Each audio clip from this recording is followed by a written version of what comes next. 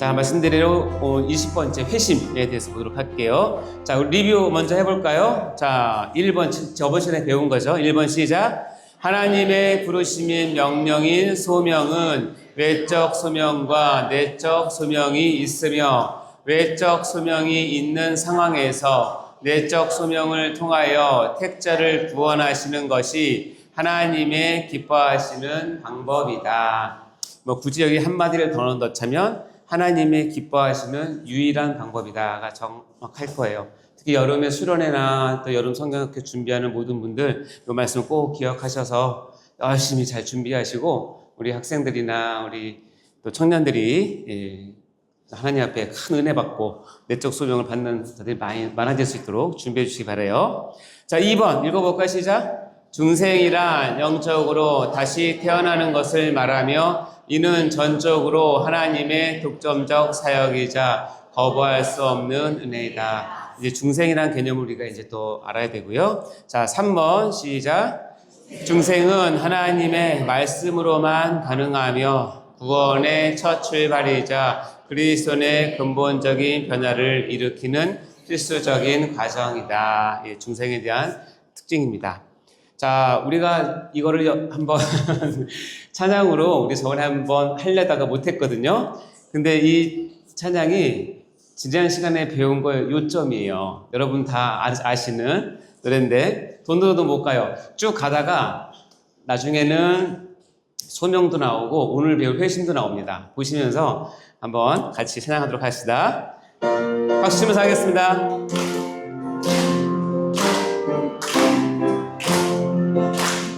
돈으로도 못 가요 하나님 나라, 힘으로도 못 가요 하나님 나라, 거듭나면 가는 나라 하나님 나라, 믿음으로 가는 나라 하나님 나라, 벼슬로도 못 가요 하나님 나라, 지식으로 못 가요 하나님 나라, 믿음으로 가는 나라 하나님 나라, 중생해야 가는 나라 하나님 나라, 어여뻐도 못 가요 어여뻐도 못 가요 하나님 나라, 맘 착해도 못 가요 하나님 나라, 중생해야 가는 나라 하나님 나라, 거듭나면 가는 나라 하나님. 이제 설명해 보겠습니다.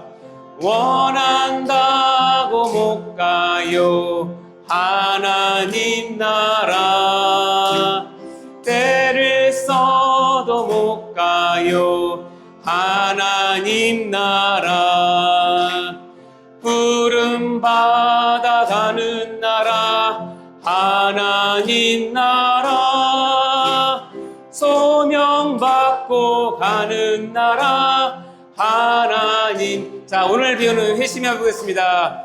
회심 없이 못 가요 하나님 나라, 후회로는 못 가요 하나님 나라, 회개해야 가는 나라 하나님 나라, 신앙으로 가는 나라 하나님 나라. 아멘. 자, 오늘 설교 끝. 오늘 다 배웠어요. 여기 다 나왔어요. 자, 이제 볼까요? 우리가 지금 구원론을 하고 있죠? 예, 이 구원론은 우리가 성령론이라고 이름 붙이는데, 이유는 구원에 관계된 모든 것들은 성령 하나님께서 우리를 주관적으로 역사하시고 은혜를 주시고 이끌어 주시고 주셔서 우리가 구원을 받는 과정들을 배우는 과정이에요. 그래서 우리가 구원론을 성령론이라고 한다. 전체 7개 주제 중에서 지금 5번째를 우리가 하고 있다는 거 기억하시고, 자, 여러분 나눠드린 타임 스케줄을 보면 우리가 지금 여기 회심을 하고 있고요. 다음 주, 다다음 주 신앙과 칭의 수양 이렇게 한 후에 정규 수련을 기점으로 해서 8월 15일까지 이렇게 2주간 방학이 있다는 거 꼭 기억하시기 바랍니다. 끝난 후에는 성화와 성도의 견이 이어서 해서 총 구원론은 7차례에 걸쳐서 우리가 강의를 듣습니다. 우리가 저번에 배웠지만 구원은 단순한 것이 아니라 우리 입장에서 보면 여러 방향으로 설명을 할 수 있는데, 그때 봤지만 과거적 구원, 현재적 구원, 미래적 구원 설명을 드린 것 같아요. 오늘 우리가 배울 회심은 정확히 얘기하면 과거적 구원의 첫 출발이기도 해요. 그러나 엄밀히 따지면 이 회심은 지금 내가 하나님을 더 알고 하나님께 더 가까이 가고 우리의 신앙을 업그레이드 하기 위해서 또 필요한 것이 회심이기도 해서 어떻게 보면 현재적 구원에도 회심이 다 포함된 내용이 있기도 합니다. 그래서 오늘 우리가 회심을 배운다는 거 다시 한번 기억하시고, 자, 우리가 저번에 이제 구원 열차를 이 목회적 관점에서 죄인부터 출발해서 영화까지 이런 과정을 우리가 스스로 교회 생활, 신앙 생활에서 느끼는 과정을 이렇게 쭉 설명을 했었고, 이것을 성경과 교리에 비추어서는 교리적 관점에서는 소명부터 시작해서 영화까지 과정을 우리가 설명할 수 있다라고 설명을 했습니다. 이 목회적 관점, 이 과정을 거치는 것이 진짜 그리스도인인데요. 그래서 신앙은 과정이 필요하다고, 꼭 중요하다고 말씀을 드렸죠. 자, 죄인부터 첫 출발을 하는데 한번 읽어볼까요? 시작. 죄인, 영적 각성, 회심, 구원 누림, 열정, 헌신, 성화, 열매, 영화. 자, 이 9가지 과정 중에서 힘든 과정이 2군데 있는데 어디죠? 회심과 헌신, 이 두 가지 과정이 가장 힘들다고 그랬잖아요. 이유는 뭐냐면 이거는 그냥 있어서 되는 게 아니라 여러분이 자기를 부인하고 또 하나님과 이웃을 위해서 자기 것을 포기할 줄 아는 성숙된 상황이 돼야 회심과 헌신이 가능하기 때문에 그래요. 자, 그 중에 오늘은 이제 회심에 대해서 배우도록 하겠습니다.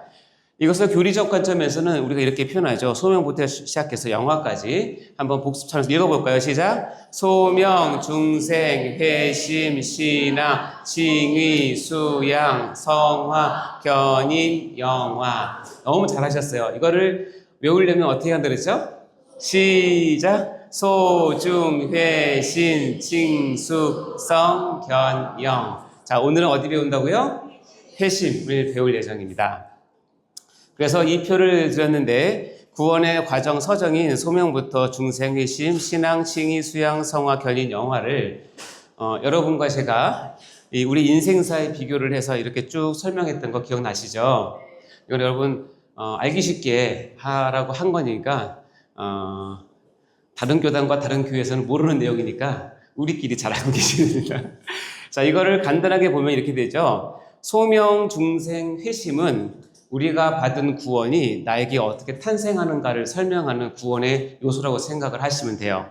소명, 중생, 회심. 이렇게 나에게 들어와서 새 생명으로 탄생된 구원이 나에게는 어떻게 성장하는가는 신앙, 칭의, 수양을 통해서 우리가 이것을 설명할 수 있고요. 그리고 이 구원이 나 자신과 이웃과 그리고 하나님과 교회에 어떤 영향력을 주고받는 것인가를 설명할 수 있는 것이 성화, 견인, 영화의 내용이에요. 우리가 이제 쭉 하나씩 할 텐데 오늘은 이제 회심에 대해서 할 예정입니다. 그래서 이거를 그림으로 이렇게 멋지게 그려보면 1부는 구원의 탄생은 소명, 중생, 회심. 다음에 이렇게 자라서 자랄 때까지 구원의 성장은 신앙, 칭의와 수양. 다음에 이 나의 구원의 영향을 통해서 이제 영향을 미치는 건 그 성화, 견인, 영화 이렇게 세 파트로 설명해 줄 수 있고요. 그래서 우리가 구원과 우리의 인생의 유비를 관점을 통해서 교리적 관점에서 이렇게 볼 수 있습니다. 자, 그 중에서 오늘은 이제 회심을 한다고 말씀을 드렸습니다. 여기 보면 일부 구원의 탄생 가운데 소명, 우리가 저번 시간에 배웠고 이로 인해서 붙잡고 오는 것이 중생입니다. 그리고 이 중생한 사람은 반드시 어디로 가야 되냐면 회심으로 가야 되는데요. 자, 우리가 소명은 우리가 얘기했지만 내적 소명, 외적 소명이 있어요. 그래서 난자 또는 정자를 외적 소명이라고 한다면 난자와 정자가 지금 기가 막힌 뭐라고 운명이라고 그래야 되나? 그러니까 만나는 것을 내적 소명이라고 얘기했어요. 그 내적 소명은 반드시 무엇을 가지고 있냐면 말씀을 붙잡고 들어오고 내 안에 들어온 내적 소명은 반드시 하나님께서 중생하게 하세요. 거듭나게 하세요. 그래서 이 중생한 것을 우리 인생사에 비교한다면 난자와 정자가 만나서 세포 분열을 하는 동안에 떼굴떼굴 굴러서 어머니 자궁 안쪽 벽에 착상하는 것을 중생이라고 얘기하고 원래대로 하면 특별한 일이 없으면 착상한 이 생명체는 9개월 내지 10개월 동안에 엄마 뱃속에 있다가 어떻게 되죠? 나중에 태어나게 되죠. 출산을 하게 됩니다. 그래서 이 중생, 엄마 뱃속에 있다가 때가 되면 출생하는데 출생하는 사건을 우리는 회심이라고 얘기를 한다면 가장 잘 어울릴 것 같다는 생각이 들어요. 여기서 한 가지 다시 한번 여러분께 강조하지만 우리가 자연적으로 의학적으로는 이렇게 착상을 하고 새 생명이 잉태가 돼서 내가 임신했구나를 알게 된 다음에 때가 되면 때가 참에 반드시 이 아이를 출산할 수밖에 없는 거잖아요. 그런데 영적인 세계는 그렇지 않을 수 있어요. 어떤 사람은 중생을 하고 회심까지 가는 시간이 어떤 사람은 짧을 수도 있고 어떤 사람은 무지 길 수도 있어요. 그 사람이 하나님의 은혜에 대한 반응 정도에 따라서 그렇게 돼요. 예를 들자면 제가 얘기했지만 담의 세계에서 사도 바울이 내적 소명을 받고 바로 중생을 하고 바로 그때 회심까지 가버려요. 그러니까 중생부터 회심까지 짧은 시간 동안에 몇 시간도 안 될 수도 있고 며칠 안 될 수 있는데 짧은 시간에 가는 사람이 있는가 하면 실제적으로 제가 물어보면 얘가 뭐 초등학교나 중학교 때 예수님을 영접한 것 같아요. 그래서 새 생명이 있는 걸 알아요. 그러나 회심은 나이 40, 50이 돼서 되시는 분도 있고 심하면 60, 70이 돼서야 비로소 회심하는 사람이 있어요. 그러니까 영적인 세계는 우리 육적인 세계랑 달리 딱 맞아 떨어지진 않아요. 자, 그러면 제가 저번에 말씀드린 것처럼 내적 소명이 와서 중생을 한 사람의 특권은 뭐냐면 하나님이 반드시 그 사람을 구원하세요. 절대 놓치지 않아요. 그러니까 여러분이 신경 안 쓰셔도 돼요. 하나님께서 책임지고 하세요. 그러면 어떤 사람은 그렇게 있어요. 나는 중생을 하고 회심을 빨리 하면 너무 힘든 거예요. 왜냐하면 교회 봉사도 해야 되고 헌신도 해야 되고 헌금도 해야 되고 시키는 일도 많고 그러니까는 주일날도 교회 나가야 되고 그러니까 어떤 사람은 그렇게 해요. 내가 중생을 했지만 회심은 죽기 전에 딱 고백하고 죽으면 참 좋겠다. 여러분은 어떻게 그렇게 생각하십니까? 그 생각 안 하시나요? 근데 그걸 하나는 알고 둘은 모르는 거예요. 뭐냐면 중생한 상태에서는 여러분 아무 일도 못합니다. 어머니 뱃속에서 아기가 생명이 있는 상태에서 아기가 할 수 있는 최대한의 행동은 뭐냐면 엄마 배를 발로 차는 것밖에 없어요. 걔가 나와서 돈을 벌겠어요? 걔가 나와서 무슨 일을 하겠어요? 뭘 하겠어요? 아무것도 못해요. 그냥 생명 그 자체예요. 그러나 그 생명이 정말로 생명답게 사람답게 살기 위해서는 반드시 회심을 걸쳐서 나와서 뭘 해야 되냐면 하나님의 일들을 비로소 성화의 과정을 통해서 해야 되는데 회심이 빠르면 빠를수록 자기의 주어진 그 성화를 할 기간이 많아져요. 다시 얘기해서 하나님께 헌신하고 드릴 시간이 많아져요. 제대로 된 신앙을 가진 사람은 어떻게 하냐면 내가 왜 빨리 회심하지 못했을까? 내가 왜 빨리 하나님께 돌이키지 못했을까? 왜? 내가 한 살이라도 젊어서 하나님을 만났으면 더 열심히 하면서 섬겼을 텐데 더 하나 교회를 위해서 했을 텐데 내가 옛날에 재정이 있을 때 하나님을 알았으면 더 하나님께 드렸을 텐데 하고 못 드린 거에 대한 안타까움이지 내가 괜히 그냥 빨리 하나님 알아가지고 힘들게 사는 이런 사람 없어요. 그건 이상한 신앙이에요. 따라서 중생과 회심 사이는 사람마다 다 다르다. 여러분 중생하셨습니까? 제가 이렇게 물어보면 제가 여러분을 보고 뭐 판단할 수 없어요. 얼굴 표정이 보고 뭐 중생했나 했는데 그거는 어떤 목사도 어떤 사람도 판단할 수가 없어요. 얘기했지만 중생은 신비한 것이기 때문에 하나님과 그 사람만 알아요. 이해되시죠? 그러니까 우리가 사역을 하면서 중생 했네 안 했네, 예수 믿네 안 믿네, 천국 가네 못 가네, 절대 우리가 판단해서도 안 되고 판단할 근거도 없고 권리도 없어요. 그러나 내가 볼 수 있는 건 뭐냐면 회심한 건 알아요. 회심한 건. 그 사람의 마음이 바뀐 거는 우리가 금방 알 수 있어요. 따라서 오늘 회심은 왜 중요하냐? 출산의 과정이고 한 생명이 이제 첫 호흡과 울음과 폐포에 물을 꺼내고 공기를 채우는 새 생명을 완벽하게 가져서 이 세상에 나오는 과정이기 때문에 그래요. 우리가 이제 이 뱃속에 어린 생명이 있다는 건 너무 귀한 일이고 좋은 일이지만 이 생명이 참 생명답게 존중받기 위해서는 반드시 밖으로 나오셔야 돼요. 나 밖에 나가기 너무 싫어서 20년 동안 엄마 뱃속에 있으면 엄마 죽이는 거예요, 진짜. 2번 죽는 거예요. 그러니까 출산은 반드시 하셔야겠죠? 그럼 출산의 의미가 무엇이냐? 출산의 중요성은 뭐냐면 안 보이던 생명이 보이게 되는 과정이에요. 중생하면 반드시 하나님께서 구원하세요. 그러니까 여러분, 제가 중생했는지만 확인하시면 되고 확신하면 구원받는 건 맞아요. 그러나 출산이 왜 중요하냐? 보이지 않는 생명이 내 안에 있는데 그 생명이 이제 비로소 밖으로 나와서 모든 사람이 보게 되는 과정이 회심이에요.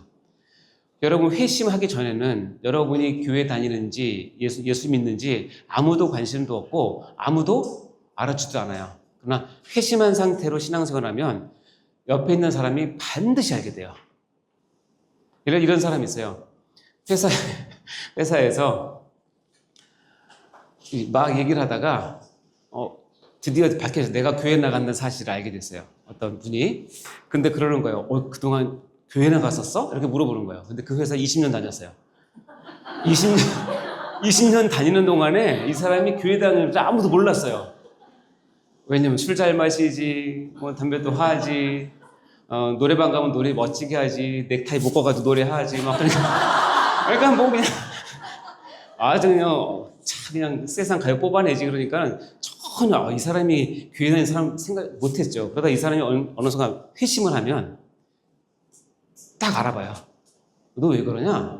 너 혹시 교회 다니냐? 그래서 그러니까 여러분, 지금 살고 있는 곳에서 주위 사람들이 여러분이 예수 믿는 사실을 모른다면 요즘 아직 회심 안 하신 거라고 생각하시면 돼요. 드러낼 수밖에 없어요. 중생은 은밀하지고 신비하고 아무도 모르지만 회심은 집안이 알고 동네 사람이 알고 동사무소도 알아요. 그러니까 출산은 반드시 하셔야 돼요, 회심은. 자, 그렇게 중요한 회심이 무엇이냐? 1번, 회심. 그야말로 돌이킬 후에 마음심이에요. 마음을 바꾸는 거예요. 1번 읽어볼까요? 시작. 마음이 하나님을 향해 돌아서는 것을 의미한. 회심은 특별히 우리의 마음을 다뤄요. 그래서 심리적인 것도 많이 다루긴 하지만 이 마음이라고 하는 것은 우리의 신앙 그리고 하나님의 주신 영혼이 있는 좌소라고 생각하시면 돼요. 그러니까 여러분의 마음의 중심이에요. 여러분의 마음은 어디 있습니까? 가슴에 있습니까? 머리에 있습니까? 어디에 있죠? 예, 입에 있죠? 여러분의 마음 어디 있는지는 몰라요. 해부학적 구조는 알 수는 없지만 우리나라 사람들은 주로 심장을 중요하게 생각하면 가슴에 있다고 하고 유대인들은 배를 중요하게 하기 때문에 배에 있다고 얘기를 하고 서양 사람들은 이성적이니까 머리에 있다고 얘기를 해요. 그건 뭐 중요한 게 아니에요. 그러나 마음은 다 있죠. 근데 그 마음이 누구를 향해서? 하나님을 향해서 돌아선 걸 얘기해요. 이것은 뭘 전제하면 내 마음은 원래 어딜 향했다? 하나님을 등지고 세상을 향해 있는데 어떤 이유인지 모르지만 내가 마음을 부여잡고 그 마음을 끄집어 당겨서 하나님께로 뭐 했다? 돌아섰다. 이것을 회심이라고 얘기를 해요. 자, 밑에 읽어볼까요? 시작. 즉 우리의 죄를 진실하게 회개하며 구원을 이루신 그리스도께 향하여 복음의 부르심에 대해 의지적으로 응답하는 것. 이것을 회심이라고 얘기합니다. 그래서 여기 보면 회개와 의지적인 응답, 이 두 가지를 합쳐서 회심이라고 우리가 부릅니다. 성경에 보면 이 회심이 여러 종류가 나옵니다. 일시적인 회심이 있고 반복적인 회심이 있고 진정한 회심이 있어요. 자, 여러분은 이 세 가지 중에서 어떤 회심을 가지고 싶으세요? 3번? 아유, 여러분 참 좋은 건 알아가지고 맞아요. 3번이 진정한 회심. 근데 진정한 회심을 갖고 싶다고 갖는 게 아니라 오늘 강의를 통해서 한번 들어보세요. 회심에는 성경에는 일시적 회심을 설명한 구절이 많이 있어요. 그리고 반복적 회심도 있고, 그다음에 진정한 회심을 설명한 구절이 있는데, 자, 일시적 회심 먼저 볼게요. 읽어볼게요. 시작. 마음은 그대로 행동만 변한 것. 가짜 회심이에요. 이거 다른 것을 대체한 것인데, 마음은 안 변했는데 여러 가지 이유로 자기 말과 행동만 변화된 것을 얘기해요. 여러 가지 이유는 굉장히 많은 이유죠. 예를 들어서 교회에 다 나온다고 진정한 회심을 했느냐? 그렇게 보기가 어려울 수 있어요. 왜냐하면 교회에 나와서 나도 여기서 적응하려면 내 말과 행동이 우리 교회에 맞는 것으로 바꿔주면 많은 사람들이 내가 이제 진정한 교인이 됐다고 속아주기 때문에 얼마든지 할 수 있어요. 이것을 가짜 회심이라고 얘기하고 이것이 진정한 마음이 아니라 다른 것으로 대체된 걸 얘기하는 거예요. 중요한 거는 여러분의 이 일시적인 회심은 이웃을 옆에 사람을 속일 수 있고 우리 교구 전도사님 목사님도 속일 수 있고 심지어는 담임 목사님 속일 수 있지만 누구는 못 속여요?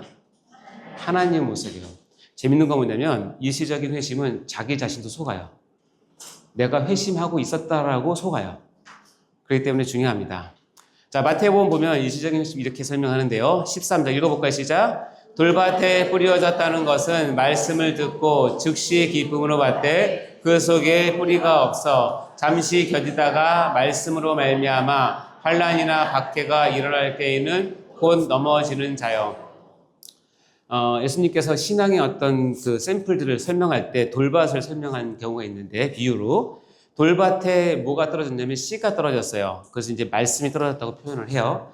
돌밭에 씨가 떨어졌기 때문에 돌밭 사이로 이 작은 씨가 들어가요. 그래서 거기에서 그 씨가 뿌리를 내릴 수는 있어요. 근데 뿌리를 내리다 보니까 밑에가 돌밭이기 때문에 깊이 들어가지 못해요. 딱 거기서 멈춘 상태로 있는 것이 일시적인 회심인데 이 사람들의 특징이 뭐냐면 말씀을 들어요. 안 듣는 게 아니에요. 말씀을 듣고 즉시 뭘로 받아요? 기쁨으로 받아요. 그러니까 감정적인 변화도 생겼어요. 의지적인 변화도 생겼어요. 와, 좋다. 하나님의 말씀이 진실이네, 진리네, 와, 참 믿을만 하네 하고 반응을 해요. 근데 문제는 뭐냐면 그 속에 뭐가 없어서? 뿌리가 없어서. 이거를 이제 오늘 배우는 걸로 적용하자면 그렇게 기쁨으로 받았지만 마음은 변하지 않는 상태로 있을 때 문제는 뭐냐면 잠시 견디다가 말씀 때문에 이게 참 중요한데 말씀으로 말미암아 환난과 박해가 일어날 때예요. 여러분 살다 보면 어려운 일이 있어요, 없어요? 이해 못할 일이 있어요, 없어요? 있어요. 근데 그것이 있을 때 그것이 내 잘못 때문에 왔다면요 뭐 어떻게 말할 수 있지만 여기 뭐예요? 말씀으로 말미암아. 내가 아는 말씀은 분명히 이건데 이 말씀과 정반대되는 상황이 나에게 벌어졌을 때 분명히 내가 복받을 걸로 생각하고 했는데 그거를 말미암아 내가 손해봤을 때 그것으로 말미암아 내가 억울함을 당했을 때 아니면 하나님 믿는 것 때문에 정말 어처구니 없는 상황에 처해 있을 때 어떻게 해요? 문제가 생기는 거예요. 이때 드러나는 거예요. 어떻게 드러나냐면 말씀 때문에 환난과 박해가 일어날 때는 곧 뭐한다? 넘어진다라고 얘기하는 거예요. 제가 그런 간증을 많이 듣는데 부모님들이 자녀들을 위해서 얼마나 그 애타는 마음으로 새벽 기도 나오셔서 기도를 하십니까? 여러분의 부모님도 그러시죠? 여러분도 그렇게 하십니까? 예, 정말 간절한 마음으로 하나님께 나와서 자녀들을 위해서 교회를 위해서 담임 목사님께서 기도를 하고 돌아가는 길에 어처구니 없이 그 새벽에 음주 차량에 치여서 큰 중상을 입었어요. 여러분 그런 상황을 당하게 된다면 여러분 어떻게 생각하시겠어요? 이게 말이 되는 상황이에요? 내가 새벽에 나가서 뭐 돈 먹은 것도 아니고 죄진 것도 아니고 하나님께 기도하고 자녀를 위해서 교회를 위해서 아니면 목사님 위해서 기도하다 갔는데 왜 그런 일을 당하냐고요? 이해가 안 되죠? 그럴 때 일시적인 회심이 있는 사람들은 이것 때문에 넘어지게 돼요. 실망을 하게 되거나 하나님의 말씀을 의심하게 되거나 마음이 상하게 됩니다. 그래서 우리가 쓰는 전문 용어로 시험에 든다라고 얘기를 하는 거예요. 왜 그러냐면 일시적인 회심은 그런 특성이 있어요. 일시적인 회심은 환난이 없거나 내가 생각하는 대로 일이 흘러갈 때는 절대로 그의 믿음이 그의 회심이 진짜로 있었다, 일시적인 것을 드러낼 수는 없는데 이런 상황이 되면 즉 이렇게 말씀하신 이유를 봐서는 이런 상황이 항상 올 수 있다는 것을 주님께서 가정하시는 거죠. 여러분 인정하십니까? 말씀으로 말미암아 쉽게 해서 말씀 때문에 내가 말씀을 지키는 것 때문에 환난이나 박해가 나에게 일어날 수 있다라는 것을 인정하십니까? 인정하세요? 인정하고 싶지 않으세요? 안 하셔도 있어요. 제 짧은 신앙생활을 봐도 그렇지만 제 주위의 분들을 보면 이런 분들이 종종 왕왕 있고 아마 여러분 가운데 한 사람도 예외 없이 있었을 거예요. 그럴 때 여러분의 믿음을 지킬 수 있는 것은 뭐냐면 그 말씀이 여러분 가운데 깊이 뿌리 박혀서 진정을 회심을 했을 때 이겨냈지만 일시적인 회심으로는 이겨낼 수가 없다는 거예요. 그 예를 들어볼게요. 마가복음에 보면 헤로디아라고 하는 여인이 있어요. 헤로디아가 누구냐면 여러분 세례 요한이 어떻게 죽었죠? 네, 세례 요한이 이렇게 죽었어요. 네, 맞아요. 우삐가 죽었어요.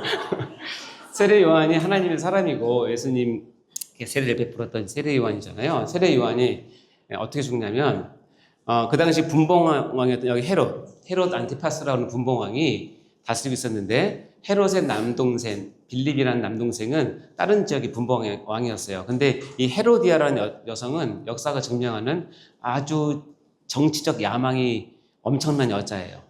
그리고 미모가 있었고 애교가 죽여졌대요. 그래서 빌립이라는 그 동생하고 결혼했는데 헤롯과 이 빌립은 배다른 동생이에요. 어쨌든 그 동생은 동생이잖아요. 근데 헤로디아가 보니까 자기 남편은 정치적인 수완이 별로 없어. 그리고 야망이 없어. 내 어떤 이 정치적인 거를 서포트 해줄 남편이 안 돼. 그래서 어떻게 하냐면 헤로디아가 자기 배다른 뭐라고 그래야 되냐? 어떤 형을 이렇게 해서 꼬셔서 결국은 헤롯이 헤로디아를 아내로 맞이하게 돼요. 자기 남동생의 아내를 뺏어다가 자기 아내로 삼아요. 잘했어요? 못했어요? 못했죠? 근데 이거를 누가 얘기하냐면 세례 요한이 헤롯한테 대놓고 얘기한 거예요. 너 그거 잘못했어요 라고 얘기하는 거예요. 그러니까 헤롯이 듣기 좋아요? 싫어요? 누가 제일 듣기 싫겠어요? 헤로디아죠. 자기 정치적 야망을 지금 가고 있는 길에 엄청난 방해꾼이 들어온 거예요. 다른 사람 찍소리 못하고 있는 상황에서 정치적으로 찍소리 못하는 상황에서 세례 요한이 얘기를 하니까 헤로디아가 요한을 뭘로 여겨? 원수로 여겨 죽이고자 했는데 하지 못한 이유가 뭔지 아세요? 자기 남편 헤롯이 요한을 어떻게 생각하냐면 의롭고 거룩한 사람으로 알고 두려워하고 보호했어요. 그리고 그의 말을 들을 때에 크게 뭐 하면서? 번민하면서도 어떻게 해요? 달갑게 들었어요. 그 말씀을 들으면 정말 맞아. 이렇게 살면 안 되지. 좀 하나님 말씀 좋아. 근데 하나님 어떡하지? 이렇게 번민을 하면서도 달갑게 들었다는 얘기는 헤롯이 어느 정도 마음이 율법과 하나님께 있었다는 증거예요. 그거 없이 어떻게 그걸 달갑게 듣습니까? 그래서 이 요한을 어떻게 해요? 두려워해서 함부로 못했어요. 지금 상황 이해하시죠? 근데 이게 한꺼번에 뒤집어진 사건이 벌어졌어요. 헤롯의 생일날 헤로디아의 딸, 성경에 나오지 않지만 역사적으로는 살로메라고 하는 딸이 한 12살, 13살 정도 됐다고 되어 있는데 이 살로메도 나중에 엄청난 막강한 세력을 잡은 여성으로 기록이 된다고 해요. 이 살로메가 헤롯이 많은 자기 부하들하고 귀족들을 모아다가 잔치 벌이는데 나와서 춤을 춥니다. 근데 이 춤이 너무 막 잘 췄나 봐요. 그래서 무슨 춤을 추는지 모르겠어요. 제가 보기에는 아주 그냥 섹시하게 춘 것 같아요. 요즘에 걸그룹처럼. 그랬더니 헤롯 대왕이 너무 기뻐하니까 뭐라고 했냐면 야 너무 잘했다 그러면서 네가 나한테 뭐든지 원해라. 내가 이 날에 반이라도 너에게 주마 라고 얘기를 해. 그러니까 뭐예요? 아주 너무 기분 좋은 거죠.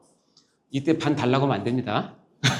그대로도 안 되고 반을 달라고 했으니까 이 살로메가 엄마한테 쪼로로 달려갔어요. 왜냐면 엄마가 늘 고민한 게 있거든요. 엄마 뭘 원할까요? 그랬더니 엄마가 뭐라는 줄 아세요? 가서 지금 감옥에 갇혀 있는 요한의 머리를 잘라서 소반에 담아서 가져오라고 해라. 그게 요청이에요. 그러니까 이 살로메가 가서 자기 아버지, 의붓 아버지죠. 아버지한테 그걸 요청을 해요. 지금 저 감옥에 있는 요한의 머리를 잘라서 요즘 같으면 쟁반에 담아서 나에게 주십시오. 그게 내 소망입니다. 헤로드 왕은 그렇게 생각 안 했겠죠. 뭐 끼껏해야 뭐 돈 몇 푼, 아니면 화장품 뭐 이런 거 생각하지 않았겠어요? 그런데 좀 황당한 거죠. 왕이 심히 근심하나, 이해하세요?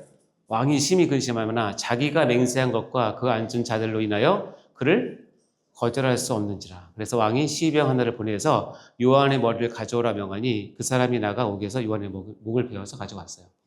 하나님의 사람이고 그렇게 위대한 사람이 왜 괜히 정치적인 문제에 끼어들어가지고 이렇게 죽음을 당하는지 우리는 잘 알 수는 없지만, 어쨌든 이 일을 보면서 우리가 이제 초점 맞추고 싶은 건 이 헤롯의 마음이에요.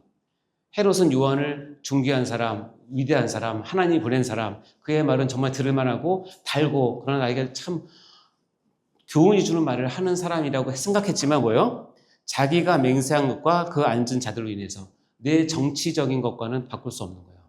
회심은 했지만 일시적인 회심이에요.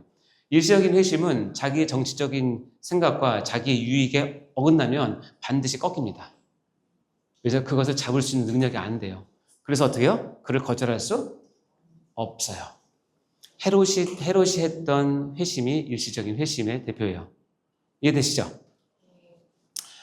자, 그러면 이제 두 번째는 반복적 회심이라는 게 있어요. 일시적인 회심은 가짜 회심이기 때문에 여러분 그렇게 하시면 절대 안 되고, 우리가 이제 진정한 회심을 보면서 여러분 자신을 돌아봤으면 좋겠습니다. 자, 반복적 회심이라는 건 이거예요. 우리가 새 생명의 중생과 회심은 결코 반복될 수 없어요. 교리적으로 따지면 내가 죄인이었다가 하나님의 백성으로 넘어가는 과정에서 중생과 한 번의 회심은 1회예요. 1회. 그것은 반복되지 않아요. 그러니까 중생을 거듭나는 거를 2번, 3번, 4번 하진 않아요. 진정한 중생은 한 번이고 그로 인한 회심도 한 번인데, 현실적으로 보면, 우리 성경에 보면 우리의 연약함과 무지함 때문에, 무지함 있는 죄를 볼 때 성경에서 믿는 신자에게도 회개를 계속적으로 촉구하고 볼 수 있어요.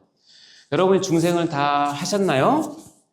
중생을 다 했으니까 이제 죄를 하나도 안 짓죠? 죄를 져요? 중생이 있는데 죄를 져요? 이렇게 말하는 게 구원파예요. 구원파는 중생하면 절대 죄를 안 짓는다고 얘기를 해요.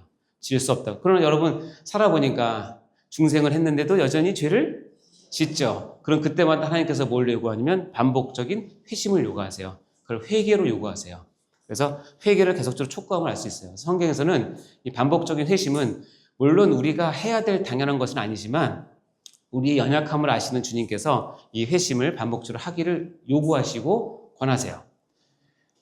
누가복음 22장에 보면 시몬아 시몬아 보라 사탄이 너희를 밀가부르트 하려고 요구하였으나 그러나 내가 너를 위하여 내 믿음이 떨어지지 않기를 기도하였노니, 그러면서 베드로에 대해서 이렇게 기도를 해줬다. 너는 돌이킨 후에 내 형제를 굳게 하라. 너는 돌이킨 후에라는 말 자체는 뭐예요? 네가 한번 또 미끄러지고 실패하고 죄를 지었다는 것을 가정하고, 그럴지라도 거기서 뭐예요? 돌이켜서 다시 회심해서 내 형제를 굳게 하라. 사명을 붙잡아라는 얘기예요. 이해되시죠? 그래서 베드로는 여러 차례 실패하지 않습니까? 베드로만큼 실패를 아주 그냥 자연스럽게 잘한 사람 없는데, 근데 베드로는 너무 감사한 거는 돌이킨 걸 너무 잘했어요. 회심을. 이런 회심은 하나님께 요구하세요. 자, 요한계시록에 보면 특히 교회 시대인 우리에게 회개하라. 이거를 굉장히 많이 요한계시록에 나옵니다. 특별히 이 말세로 갈수록 우리가 회개할 게 많나 봐요. 자, 계시록 2장 16절 시작. 그러므로 회개하라. 그렇지 아니하면 내가 내게 속히 가서 내 입의 검으로 그들과 싸우리라. 회개하라 얘기를 하고, 반드시 그렇지 아니하면, 회개하지 아니하면 치를 대가를 항상 얘기하세요. 여러분 회개 반드시 하셔야 됩니다. 자, 요한계시록 3장 3절에 그러므로 내가 어떻게 받았으며 어떻게 들었는지 생각하고 지켜보아라. 회개하라. 만일 일깨지 아니하면, 회개하지 않으면 내가 도둑같이 이르리니 어느 때에 내게 이를지 내가 알지 못하냐. 그래서 회개와 동시에 그렇지 않으면 어떻게 된다는 걸 얘기하십니다. 3장 19절 시작. 무릇 내가 사랑하는 자를 책망하여 징계하노니 그러므로 내가 열심을 내라. 회개하라. 열심을 내서 회개할 것을 요구를 하세요. 자, 그렇다면 이제 진짜 우리가 가져야 될, 여러분이 아까 저는 3번이요 했던 그 3번 진정한 회심을 소개해 드리겠습니다. 성경에서는 진정한 회심이란 뭐라라고 정의 내리진 않아요. 근데 성경을 우리가 볼 때 반드시 알아야 될 게 뭐냐면 진정한 회심이란 것은 정의 내리지 않지만 어떤 한 인물, 어떤 한 사건을 우리에게 보여줌으로써 이것이 진정한 회심이 보이는 현상이야 라고 우리에게 교훈을 해줘요. 이해되세요?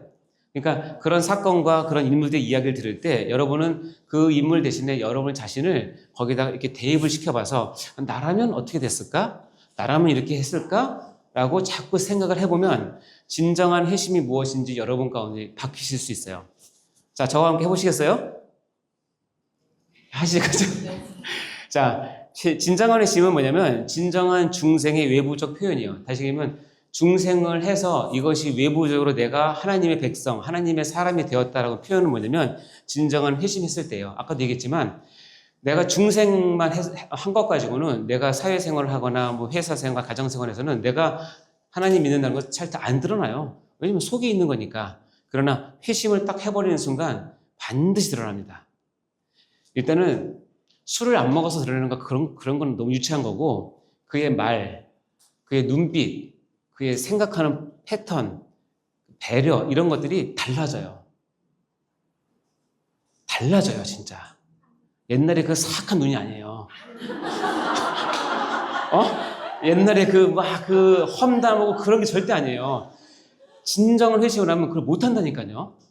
마음이 바뀌었기 때문에. 그걸 얘기하는 거예요. 그러면서 이걸 한마디로 표현하면 이거예요. 늘 예수님이 나한테 물어보십니다. 진정 나밖에 없냐? 아무개야, 저를 예를 들자면 재훈아, 너 진정 나 예수밖에 없니? 이걸 물어보시는 거예요. 이 질문에 대한 대답이 내가 진정한 회심을 했는지 안 했는지를 결정짓는 거예요. 여러분 스스로에게 한번 지금 질문해 보세요. 여러분 이름 부르면서 아무개야, 진정 나밖에 없니? 한번 물어보세요. 안 물어보시면 시킵니다. 자, 우리 옆 사람한테 집사님, 진정 예수님밖에 없으세요? 하고 물어보세요.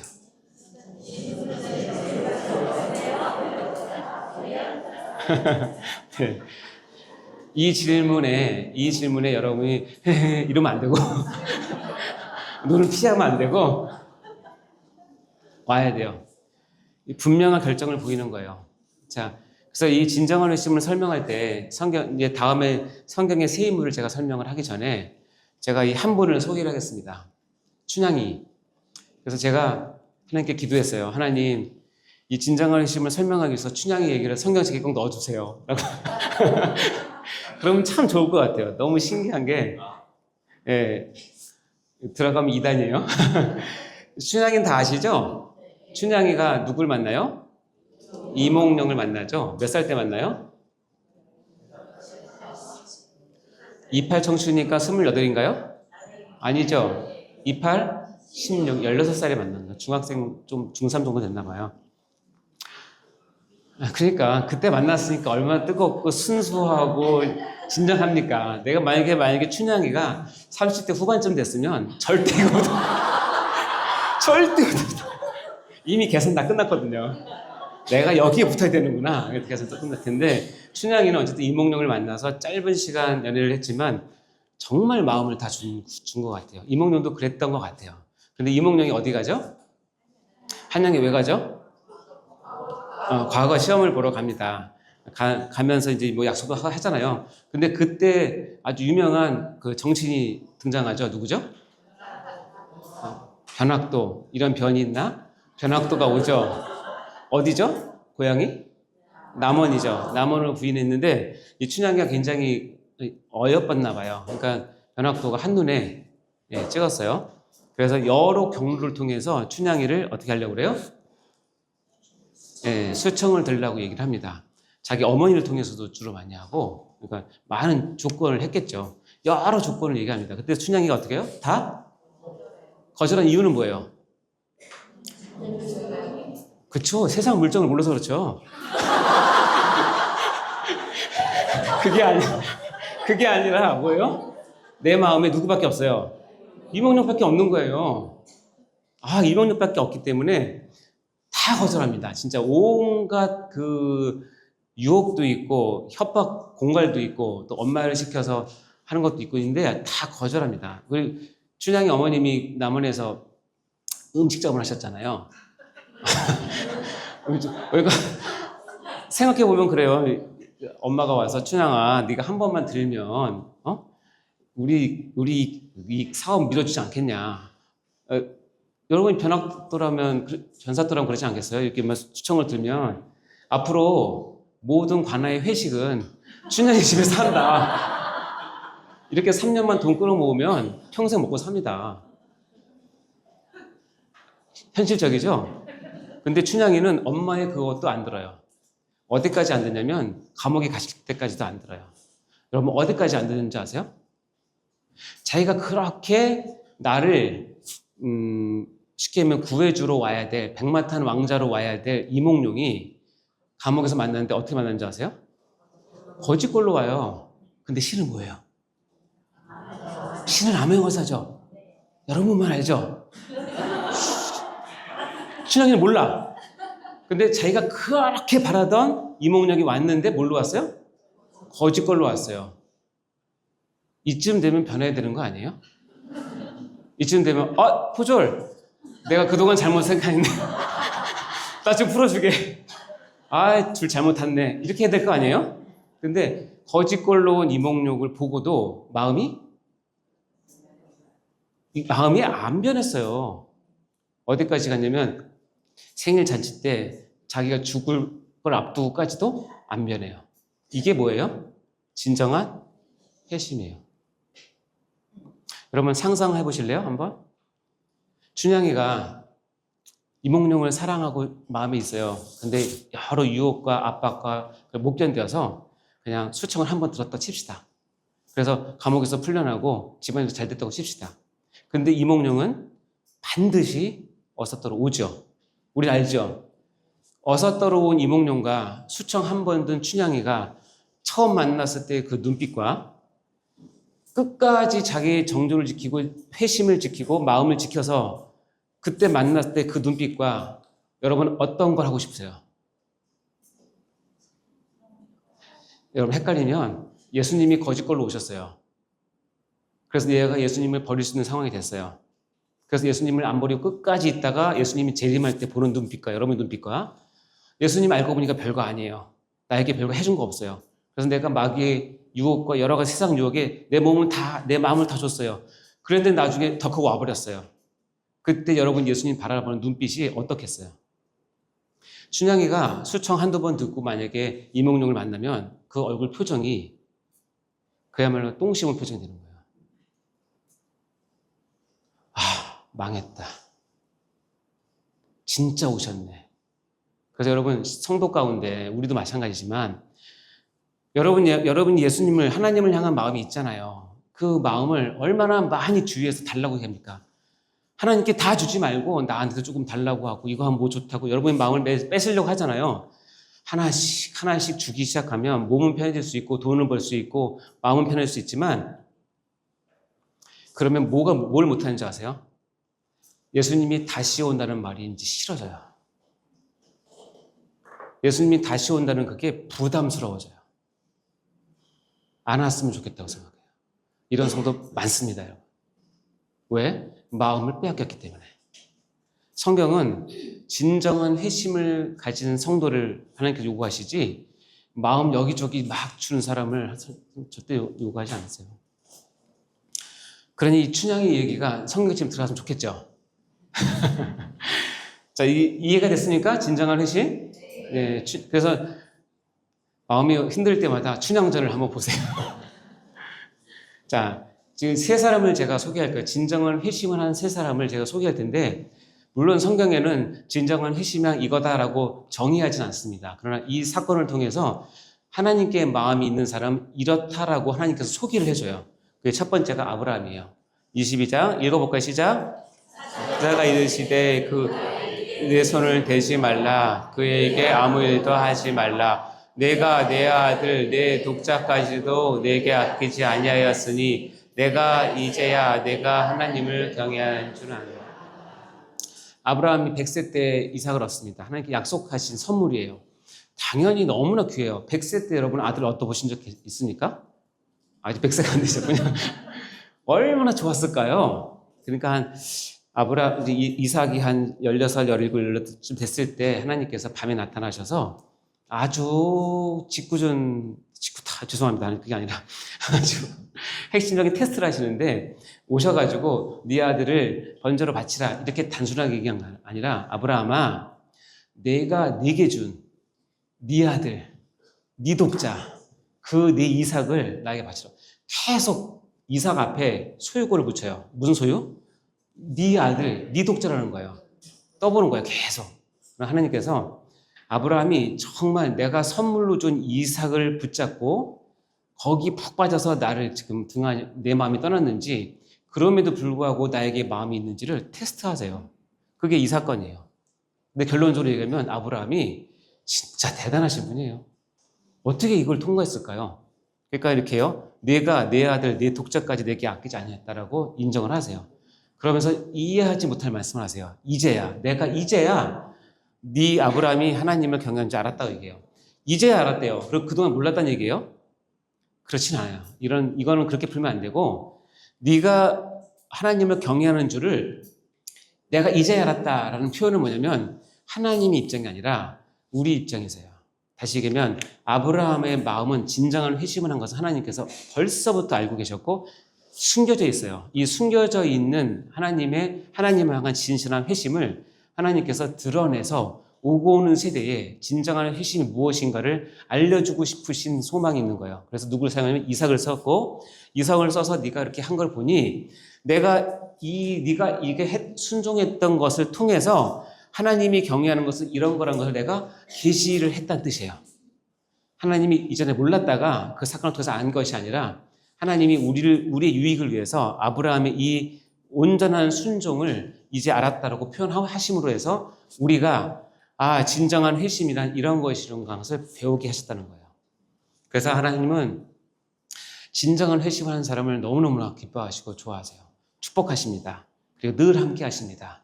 지키십니다. 믿으시기 바랍니다. 이제부터 신앙생활은 마음싸움이에요, 여러분. 마음싸움. 여러분 마음 못 지키면 아무것도 안 됩니다. 자, 두 번째 인물 누구예요? 욥이에요. 욥의 이야기는 우리 많이 들었잖아요. 욥이 그가 가지고 있는 모든 것을 잃어버리는데 24시간 걸린 게 아니에요. 제가 보기에는 12시간도 채 안 됐을 거예요. 욥은 소와 양과 낙타 전부 다 하루아침에 한순간에 기가 막힌 방법으로 싹 다 없어져요. 종들도 다 죽고. 더 기가 막힌 건 뭐냐면 자기 사랑하는 자녀 10명을 어떻게 해요? 한순간에 다 하나님께서 가져가세요. 혹시 이런 고난 받으신 분 없으시죠? 자, 근데 욥이 일어나서 겉옷을 찢고 머리털을 밀고 땅에 엎드려 예비하며 이르되 내가 모태에서 알몸으로 나와 싸운즉 또한 알몸이 그리 돌아올지라. 이것을 어떻게 표현하면 내가 모태에서 알몸으로 나와 싸우니 또한 알몸으로 그리 돌아가는 것이 합당하기 때문에 내가 이 사건이 너무나 마음이 아파서 겉옷을 찢고 머리털을 밀고 땅에 엎드려서 뭐 했다고 그래요? 예배를 했대요. 한마디로 감사를 했다는 거예요. 미쳤죠? 이게 되나?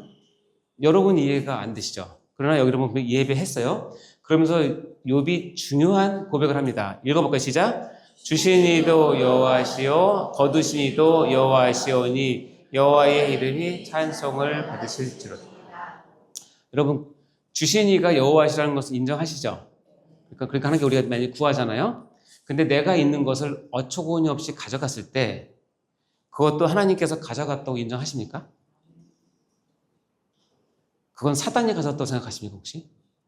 그건 세상적인 생각이에요. 주신 이도 누구? 거두가신 이 누구? 그러니까 그 모든 일에 하나님께서 주권자로 하심을 믿는 거예요. 그 마음이 확정된 거예요. 그래서 그 상황에서 자기 자녀 열리 다 죽은 상황에서 여호와의 이름이 찬송을 받으실 분이 합당한 분임을 찬송을 해요. 이성적으로 생각하면 모르겠어요. 제가 그럴 수 있을까요? 저도 인간이기 때문에 어려울 수도 있어요. 그러나 제가 만약에 그런 상황이 되면 저는 욥을 묵상할 것 같아요. 욥이 그랬다면 나도 그렇게 해야지라고 할 것 같아요. 그렇다고 그렇게 되라는 되면 안 되지만 이해되시죠? 근데 이걸로 끝난 게 아니에요. 이렇게 딱 끝나서 하나님이 올라가서 또 천상회의에서 하나님께서 막 자랑합니다. 야! 내 종 욥을 봤냐? 저런 환난 가운데서 나한테 한마디 불평이나 불만 없이 나를 찬양하더라. 야 놀랬지 얘들아? 딱 그러니까 사단은 항상 우리를 참소한다고 했잖아요. 사단이 그런 겁니다. 아이고야 하나님 맞아요 대단한데 욥이 지금 제 몸 하나가 건사하고 건강하니까 저렇게 얘기하지 한번 몸을 쳐보세요. 반드시 원망할 겁니다. 얘기를 해요. 그때 하나님이 깜짝 놀라시면서가 아니라 그래? 목숨은 건드리지 말고 한번 해봐 하고 내려와서 사단이 준 게 뭐예요? 머리끝부터 발끝까지 예, 피부병이 나게 했어요. 욕창이 아니라 완전 그래서 막 고름 나오고 가렵고 옛날 성경에는 기왓장으로 긁었다고 돼 있는데 얼마나 힘들었게요? 그렇죠? 근데 참 신기한 건 모든 재정과 가축과 가죽 다 가져가고 자녀들도 10명 다 가졌는데 왜 아내는 안 데려갔을까요? 참 신기해요. 왜 안 들어갔는지는 이 말 하려고 그의 아내가 그에게 이르되 당신이 그래도 자기의 온전함을 굳게 지키느냐 하나님을 욕하고 뒤지라 라고 아니고 하나님을 욕하고 죽으라 뒤지라고 안 했겠죠. 근데 실제로 그렇게 했는데 성경이 어떻게 그렇게 쓰겠어요? 그러니까 이렇게 했겠죠. 죽으라 라고 얘기를 했어요. 마지막 결정타예요. 어떻게 보면 욥에게서는 마지막 결정타. 근데 욥이 굉장히 젠틀했나 봐요. 그가 이르되 그대의 말이 한 어리석은 여자의 말 같도다. 대단하지 않습니까? 저 같으면 쌍시옷이 나왔을 것 같은데 그대의 말이 한 어리석은 여자의 말 같도다. 우리가 읽어볼까 시작. 우리가 하나님께 복을 받았은즉 화도 받지 않으리라. 여러분의 고백이 되셔야 됩니다. 이것이 언제 나오냐면 진정한 회심을 한 사람만 할 수 있어요. 내가 하나님께 복 받는 건 너무 당연하고 하나님은 나를 복 줄 수 있는 부분을 여러분 혹시 생각할 수 있어요. 그러나 하나님은 우리에게 복도 주권적으로 주시지만 또 뭐예요? 화도 주세요. 뭘 위해서? 하나님의 영광을 위해서. 이 얘기를 하나님은 복도 우리에게 주권적으로 주실 수 있는 주권자이시지만 때로는 하나님의 영광과 나라를 위해서 나를 화 있는 것으로 몰아가실 때도 있는 분이세요. 그럴 때 그래도 하나님은 나의 하나님이시고 나의 주권자이시고 나의 모든 것을 이루시는 분입니다. 하나님만 영광 받으소서라고 하는 것은 어디서 가능하냐? 마음이 진정으로 하나님께 돌아섰을 때만 가능하다는 거예요. 아멘? 그래서 욥이 진정한 회심을 대표하는 우리의 신앙의 선배입니다. 나중에 우리가 견인에 가서 인내에 대해서 배울 때 욥을 하나님께 다시 한번 언급하십니다.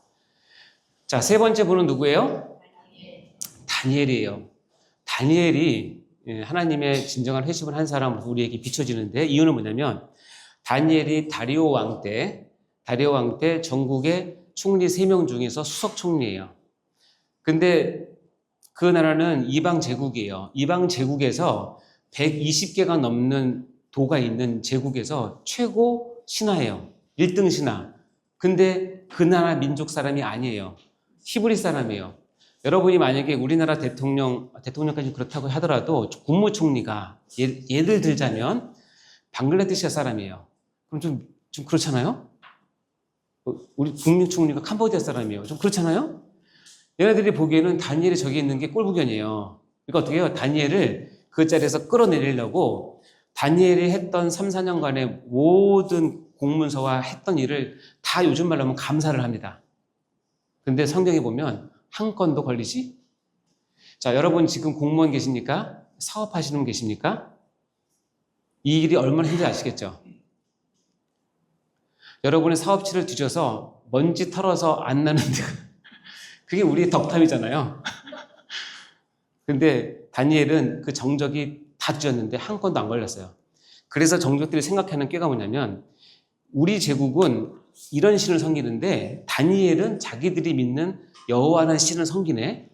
근데 다니엘이 매일 하루 3번 그곳을 예루살렘을 향해서 창문을 열고 기도한다는 정보를 입수했어요.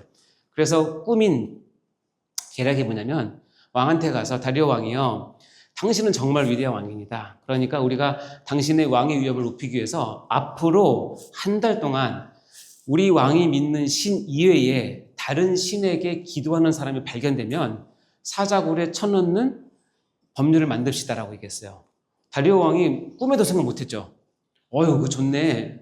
신하들이 나한테 충성하기 위해서 하는 거네 라고 사인을 다 합니다. 그래서 그 조서에 왕의 도장이 찍혔어요. 자, 다니엘이 이걸 알았을까요? 몰랐을까요? 다니엘은 당연히 수석 총무이기 때문에 이걸 다 알았겠죠. 그리고 그 내용을 딱 읽어보면 자기를 잡으려고 하는 것이 알았겠어요? 모르겠어요? 알았을 것 같아요, 제 생각에. 근데 다니엘이 이 조서에 왕의 도장이 찍힌 것을 뭐하고도? 알고도. 그 다음 말이 중요해요. 자기 집에 돌아가 윗방에 올라가 저 같으면 예루살렘으로 향한 창문을 닫고, 닫아야죠. 근데 어떻게? 열고. 저 같으면 하루 3번 했던 거 하나님한테 아이고 죄송해요, 이번엔 한 달 동안 한 번만 할게요 할 텐데, 여기서는 전에 하던 대로 하루 3번씩 무릎 꿇고 기도했어요. 창문을 열고 기도했어요. 여러분, 정적들은 지금 다니엘이 그 기도를 기다리고 있어요. 요즘 말로 하면 다각도로 CCTV 다 설치해 놓고 그 잡는 거예요, 장면을. 그때 CCTV가 없었으니까 제가 보기엔 한 10명 정도 눈 좋은 증인들 불러다가 다 보게 했겠죠. 그리고 걔네들 다 끌고 왕한테 가서 다리오 왕이요, 당신이 조서를 했는데 다니엘이 그 조서 내용을 완벽하게 어겼습니다 하면서 증인 10명을 딱 세웠어요. 왕이 어떻게 할 수 있어요? 없어요? 못합니다. 자기가 도장을 찍었기 때문에 못합니다. 근데 저를 더욱 심금을 울렸던 단어가 있는데, 전에 하던 대로 하루 3번씩 무릎을 꿇고 기도하며 그의 하나님께 뭐 했다?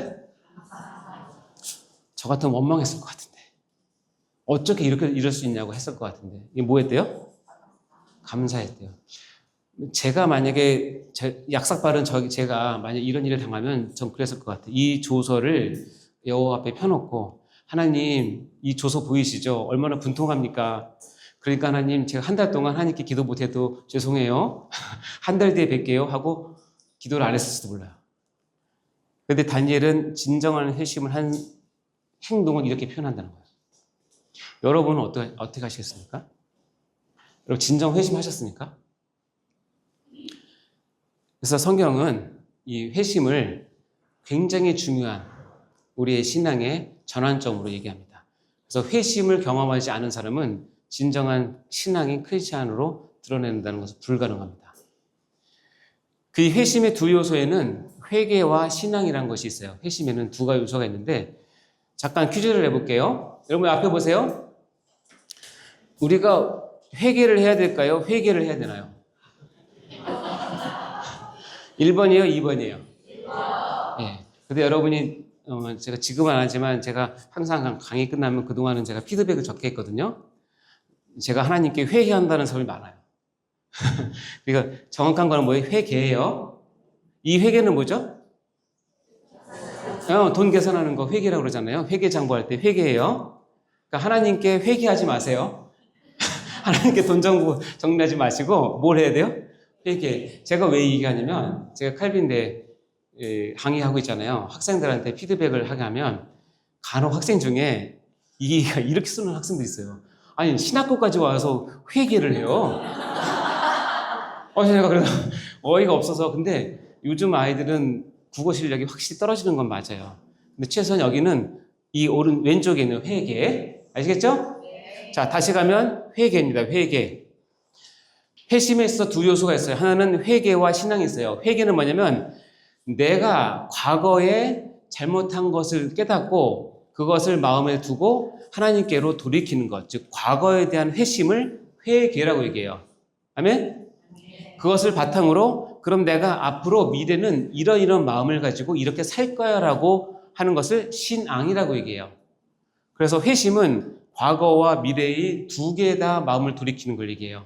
즉 회개를 기본으로 해서 신앙까지 가는 게 회심이에요. 단순히 마음 바꿨다는 뜻이 아니라 그거 들어가면 두 가지 요소로 구분된다는 거예요. 따라서 과거의 회개와 미래의 신앙 설계를 같이 함으로써 회심을 붙잡고 나오는 덕목이 뭐냐면, 구원의 덕목이 뭐냐면, 들립니까? 성화예요, 성화. 회심을 해야 비로소 그 사람이 하나님을 닮아가는 성화가 이루어져요. 생각해 보세요. 내가 과거에 잘못한 것, 내가 지내온 것들 잘못한 것을 깨닫고 마음을 돌이켜서 앞으로 내가 미래에 이렇게 할 것이라고 하는 것이 계속 반복될수록 그 사람에게 나타나는 증상은 뭐냐면, 하나님 닮았네, 예수님 닮았네, 정말 거룩하네 라는 것이 자연히 따라와요. 여러분이 거룩하지 않는 이유는 뭐냐면 회심이 없어서이고 회개를 하지 않기 때문이기도 하지만 신앙이 없어서 그래요. 이 세 개는 같이 쫙 이어서 나오는 어떻게 보면 줄줄이 사탄과 같은 거예요. 자, 그러면 과거에 대한 회심인 회개는 요소가 세 가지가 있습니다. 하나는 지적 요소, 감정적 요소, 의지적 요소가 있어요. 지적 요소는 우리의 생각을 변화시키는 요소가 되고, 감정적 요소는 내 감정의 변화의 요소가 되고, 의지적 요소는 내 삶의 목적의 변화의 요소가 됩니다. 요 세 가지가 같이 복합되어 있는 것이 회개인데요. 첫 번째 지적 요소는 뭐냐면 내 생각이 변하는 거예요. 내가 지내고 보니, 이제 깨달아 보니, 죄가 참 뭐다? 나쁘다. 죄가 참 안 좋다라는 깨닫고 더 나아가서 죄를 하나님께서 어떻게 보시는지를 인식하기 시작해요. 그것을 지적 요소예요. 신앙이나 회개나 어떤 것이든지 지정의가 다 필요한데, 항상 제가 이제 서론 때 얘기했지만 첫 출발은 뭐부터 출발하냐면 지부터 출발해요. 아셔야 돼요. 그러니까 아셔야 내가 뭘 잘못했는지 알게 되고, 그 다음에 감정으로 건너가고, 그 다음에 의지로 가는 것이, 이것이 순서 있는 신앙이고 순서 있는 회개예요. 이것을 인격적인 회개, 인격적인 신앙이라고 얘기를 하잖아요. 밑에 읽어볼까요? 시작. 하나님에 대한 지식이 내 마음에 들어와 거울처럼 내 영혼을 비출 때 비로소 회개가 생긴다. 회개는 내가 회개할 것이 있다는 사실을 깨닫는 순간, 그것을 어디서 나오냐면 하나님에 대한 지식, 이게 뭐겠어요? 말씀이죠. 말씀에 비추어서 내가 잘못 생각했고 잘못 판단했고 잘못 살았다는 것을 깨닫는 순간 뭐가 생기냐면 회개가 생깁니다. 로마서 3장 20절 시작. 그러므로 율법의 행위로 그의 앞에 의롭다 하심을 얻을 육체가 없나니 율법으로는 죄를 깨달으니라. 그러니까 율법은 성경을 얘기한다면, 여러분 성경을 보면서 첫 번째 요소는 뭐냐면 내가 잘못 살고 있는 부분을 말씀을 통해서 자꾸 반출을 받으셔야 돼요. 그것이 성화의 첫 출발이기도 하고 회심의 첫 출발이기도 하고 회개를 첫 출발하는 방법이에요. 자, 그렇게 깨달은 후에 다음에는 그것이 나의 감정까지 와서 나의 감정의 변화를 일으킵니다. 그것은 어떤 거냐면 창피해 죽겠네 이게 아니라 그 내가 잘못한 죄에 대한 뭐예요? 애통과 혐오가 있는 거예요. 이 애통과 혐오는 누구의 애통과 혐오냐면 나의 죄를 바라보시는 하나님의 애통과 혐오가 고스란히 나에게 와서 내가 하나님의 마음을 느끼는 거예요. 내가 이렇게 살았는데 하나님은 정말 나를 불쌍히 여기셨구나. 그때 얼마나 하나님이 나를 보면서 속상하셨을까. 하나님 정말 죄송해요. 다시는 그렇게 살지 않을게요 라면서 눈물을 흘리는 거죠. 눈물을 굳이 안 흘려도 됩니다. 눈물을 흘리는 게 중요한 게 아니라 여러분의 마음 가운데 이 풍부한 감정이 하나님의 애통과 혐오로 내가 잘못한 것에 대한 것을 고스란히 느끼셔야 다음에 그 일을 했을 때 어떻게 해요? 그 애통과 혐오가 살아나서 안 하게 됩니다. 아시겠죠? 여러분이 아무리 배고파도 여러분이 먹다 토한 건 먹지 않죠. 왜냐면 애통과 혐오가 있으니까. 근데 여러분, 돼지는 자기가 먹었던 것 토해도 돌아서면 다시 먹습니다. 내가 배고픈 거 생각하니까. 그렇게 사시면 안 돼요. 자, 여기 보면 감정적인 요소에 이렇습니다. 여러분, 오늘 목사님 말씀 나오지만 근심이 있죠? 근심이 없는 사람 손 들어보세요. 나는 근심 하나도 없다. 한 사람도 없죠? 누구나 다 근심이 있어요. 이것이 어떤 근심이든 누구나 다 있습니다. 근데 성경에서는 하나님이 뜻대로 하는 근심이 있고 반대로 세상 근심이 있다고 두 가지를 얘기해요. 그러니까 근심 없는 사람은 없어요. 제가 근심 없는 사람을 보긴 했어요. 어디서 봤냐면 대학병원에 가면 폐쇄병동에 가면 정신과에 있거든요. 거기 들어가면 근심 하나도 없는 분들이 많아요. 아무 근심 없어요. 정신이 없으니까. 그러나 그런 사람이 아니라면 여러분 두 가지 근심 중에 하나를 하고 사십니다. 하나님 뜻대로 하는 근심과 세상 근심. 여러분이 선택하시는 거예요. 절대로 하나님 뜻대로 하는 근심이 무서워서 피하면 세상 근심이 없어지는 게 절대 아니라 그 빈 공간에, 그 빈 자리에 세상 근심이 반드시 들어옵니다. 왜냐하면 우리는 근심 없이 세상을 살아갈 수 있게 만들어진 존재가 아니기 때문에 그래요. 그러니까 여러분 제가 권하는 건 뭐냐면 하나님 말씀이 뭐냐면 기왕에 근심할 거, 다시 한번 강조합니다. 기왕에 근심하면서 살 거 하나님 뜻대로 하는 근심을 하고 사세요. 그러면 세상 근심이 들어갈 틈이 없어요. 세상 근심이 들어갈 틈이 없다니까요. 이게 너무 바빠. 하나님 뜻대로 하는 근심을 여러분 쉬운 말로 표현해야 될까요? 하나님 때문에 받은 스트레스. 하나님 말씀을 지키려 받은 그 스트레스, 이런 것들이 하나님 뜻대로 하는 근심이에요. 근데 이건 뭘 하냐면 후회할 것이 없는 구원에 이르게 하는 뭘 이루어요? 회개를 이루어요. 하나님 뜻대로 하는 근심, 하나님 때문에 얻은 그 근심은 나에게 뭘 주냐면 회개를 만들어줘요. 나로 하여금 하나님 이렇게 잘못 살았구나. 하나님 정말 죄송해요. 하나님 내가 이렇게 부족합니다. 하면서 회개가 저절로 나와요. 그러면 뭐가 나오냐면 구원에 이르는 맛을 봐요. 근데 여러분 그거 싫다고 하나님 뜻대로 하는 근심을 접어두면 세상 근심이 안 오는 게 아니라 세상 근심이 더 엄청 옵니다. 세상 근심이 오면 돈 잘 벌 것 같죠? 명예 좋을 것 같죠? 여러분 건강할 것 같죠? 반드시 마지막은 사망이에요. 둘 중 하나 선택하세요. 어차피 근심할 거. 근심 싫으시면 폐쇄병동에 들어가세요. 저 세상 편합니다. 아무 생각 없어요. 새끼 밥 주지, 필요할 때 약 주지, 뭐 졸리면 재워주지, 뭐 좋습니다. 아주. 그렇게 살고 싶으세요? 아니잖아요. 그러니까 이 둘 중에 하나 선택하세요. 알죠? 우리 같이 하나님 뜻대로 하는 근심을 많이 하시기 바랍니다. 다음에 목적의 변화예요.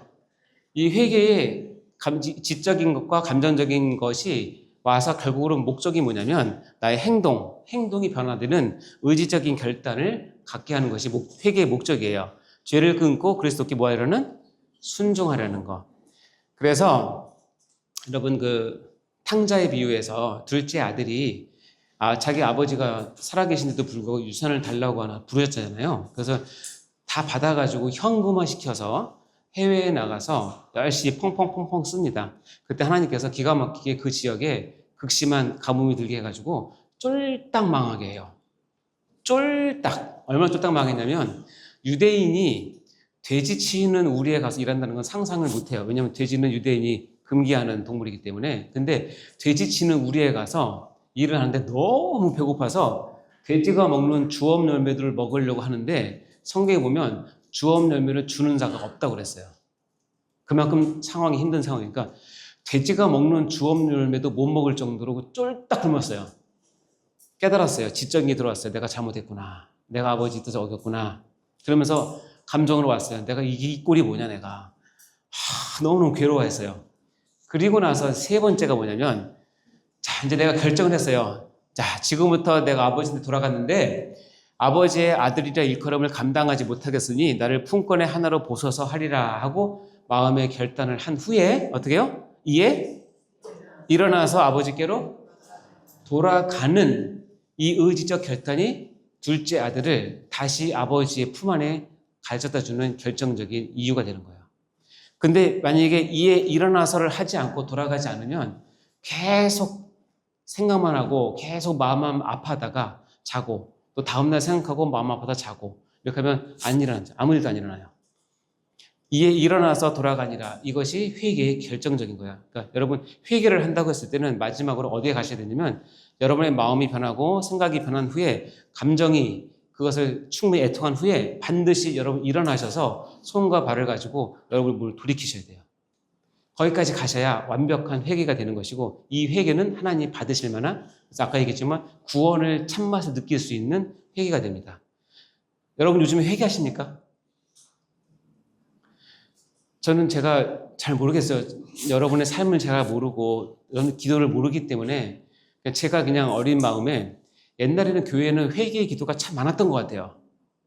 회개를 뭐 하자고 하고 회개를 많이 했던 것 같은데 요즘은 회개의 기도는 거의 없고 아주 그 유창한 기도, 아주 그냥 들을 만한 기도, 그렇게 달라는 기도 많이 하잖아요. 회개 기도가 없어요. 그럼 제가 물을게요. 여러분, 회개 기도를 하지 않는 여러분은 회개할 것이 없이 잘 살아서 회개를 안 하시는 건가요? 아니면 그렇게 못 살아놓고 회개를 안 하시는 건가요? 만약에 이 후자라면 여러분 심각한 거예요. 여러분이 잘못 살고 있는데도 불구하고 회개를 하지 않는다. 그건 하나님 보시기에는 계속 쌓아두고 있는 거라고 생각하시면 돼요. 그래서 초대교회나 부흥이 왕성한 교회는 첫 번째 나타나는 게 뭐예요? 회개예요, 회개. 평양 대부흥도 그렇고 모든 부흥에는 첫 출발은 뭐냐면 회개예요, 회개. 자, 그래서 이 회개의 요소에는 지정의가 다 필요하고 지정의 세 요소가 모두 필요하다는 사실을 기억하시고 이게 참 회개입니다. 그렇다면 회심과 후회의 차이점이 있어요. 회심은 우리 택자들이 받는 것이 회심이지만 후회는 불책자들이 하는 게 후회예요. 여러분, 후회만 가지고는 절대로 구원을 얻거나 구원을 맛볼 수 없어요. 이유는 뭐냐면, 자, 회심이라고 하는 이 성경적 용어는 택자들이 가능한 거예요. 근데 후회는 불택자가 하는 거예요. 과거에 대한 회개를 회심이라고 그러고 과거에 대한 후회를 후회라고 한다면 둘 다 겉으로는 똑같아요. 내가 과거에 뭘 잘못했구나 하는 거 깨닫고 마음 아파하고 잘 살아보려고 하는 것은 똑같아요. 그것은 회심이나 후회나 똑같습니다. 근데 결정적인 차이가 뭐냐면 회심을 하는 사람은 그것을 바탕으로 미래를 신앙해요. 미래를 신앙하기 때문에 그것을 통해서 결국 하나님께 나아가는 길을 얻어요. 그러나 후회는요, 미래에 대한 신앙이 없어요. 따라서 하나님께 나아가지 못해요. 그래서 마지막에 멸망해요. 심하면 극단적인 선택을 해요. 그러나 회심한 사람들은 절대 그럴 수가 없어요. 그 예가 바로 베드로와 가룟 유다의 예입니다. 여러분, 베드로와 가룟 유다는 예수님이 십자가에 못 박히시 바로 그 전날, 그 저녁에 둘 다 엄청난 실수를 했고 엄청난 죄를 지었고 누가 우열을 가리기 힘들 정도로 잘못했어요. 그렇죠? 3번 부인하는 베드로나 은을 30에 판 가룟 유다나 거기서 거기 도찐 개찐 아니에요? 근데 그 결과는 달랐어요. 베드로는 회심을 하는 택자였고 가룟 유다는 회심을 못하고 후회만 하는 불택자였기 때문에 끝이 달라요. 마태복음에 보면 베드로가 이렇습니다. 그가 저주하여 맹세하여 이르되 나는 그 사람을 알지 못하노니 닭이 울더라. 이에 베드로가 예수의 말씀에 닭 울기 전에 내가 3번 나를 부인하리라 하심 생각나서 밖에 나와서 심히 통곡을 했어요. 그래서 이 3번 통곡을 후에 주님께서 갈릴리 바닷가에 오셔서 3번 네가 나를 사랑하느냐라고 3번 물어보심으로 3번 부인했던 베드로의 그 아픔 과오를 주님께서 은혜로 치유하시고 용서하세요. 그래서 이것을 회심이라고 얘기합니다. 내가 통곡을 한 후에 내가 하나님께로 마음을 다시 들여서 하나님의 인도하심을 받고 완벽하게 돌아오는 것, 이것을 회심이라고 얘기한다면 안타까운 건 뭐냐면 이 후회는 뭐냐면 가룟 유다가 예수를 판 유다가 그의 정죄됨을 보고 스스로 뭐 했어요? 뉘우쳤어요. 이건 잘한 거예요. 뉘우쳤지만 이것을 갖고 예수님을 찾아가는 것이 아니라 은 30을 대제사장과 장로들에게 도로 갖다 주며 이르되 내가 무죄한 피를 팔고 죄를 범하였다 하니 그들이 와서 이르되 그것이 우리에게 무슨 상관이라 내가 당하라 라고 저주를 받게 됩니다. 그랬더니 유다가 은을 성소에 던져놓고 물러가서 스스로 목매어 죽었어요. 후회는 했지만 신앙이 없었기 때문에 하나님 찾지 못했어요. 하나님을 찾지 못하는 막다른 길은 어둠이었고 어둠에서는 항상 사단 마귀든 엉뚱한 일을 하게 하죠.